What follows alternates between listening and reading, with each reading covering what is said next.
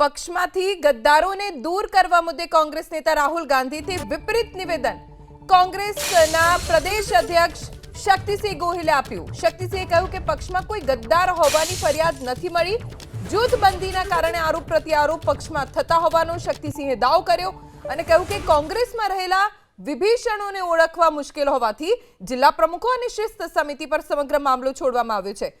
તેમણે એમ પણ કહ્યું કે વિભીષણોને ઓળખવા માટે કોઈ એક્સરે મશીન નથી, માત્ર જૂથબંધીની ફરિયાદોના કારણે પગલાં ન લેવાય।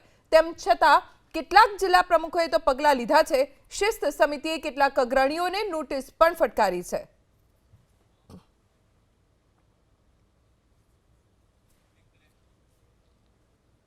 એનું એક્સરે મશીન તો છે નહીં કે માણસના દિલમાં શું છે જાણી શકાય।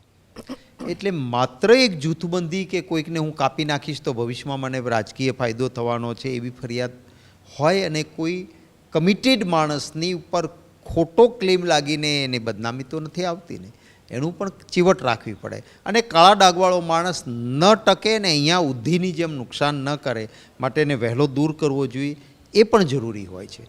આ બંને વચ્ચે કુદરતી ન્યાયનો સિદ્ધાંત છે, એનું પાલન કરીને જે તબક્કે જેના અધિકાર છે એને પગલાં લેવાની છૂટ આપી છે અને એ પ્રમાણે કેટલાક જિલ્લાઓએ ક્યાંક પગલાં લીધા છે તો અમે એને અમારી પ્રદેશની શિસ્ત સમિતિએ એને તરત જ માન્ય અને ગ્રાહ્ય ગણ્યા છે। કેટલીક જગ્યાએ પ્રદેશની શિસ્ત સમિતિએ નોટિસો આપી છે, સાંભળ્યા પછી એમનો જવાબ લીધા પછી ત્રાજવામાં બંને વસ્તુઓ મૂક્યા પછી યોગ્ય નિર્ણય એ કરે, એમાં હું પણ હસ્તક્ષેપ કરતો નથી।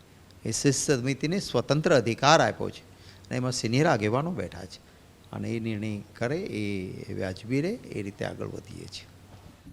અગાઉ 8 માર્ચે જ્યારે રાહુલ ગાંધી ગુજરાત પ્રવાસે આવ્યા હતા તેમણે સ્પષ્ટ કહી દીધું હતું કે પક્ષની અંદર રહીને ભાજપ માટે કામ કરનારાઓને કોઈ સ્થાન નહીં મળે, આવા નેતાઓને પક્ષમાંથી બહાર ફેંકી દેવાશે। શું કહ્યું તેમણે સાંભળીએ।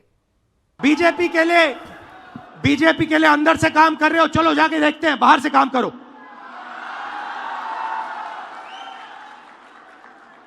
तुम्हारी वहां जगह नहीं बनेगी, बाहर फेंक देंगे तुम्हें। तो पहला काम यह करना है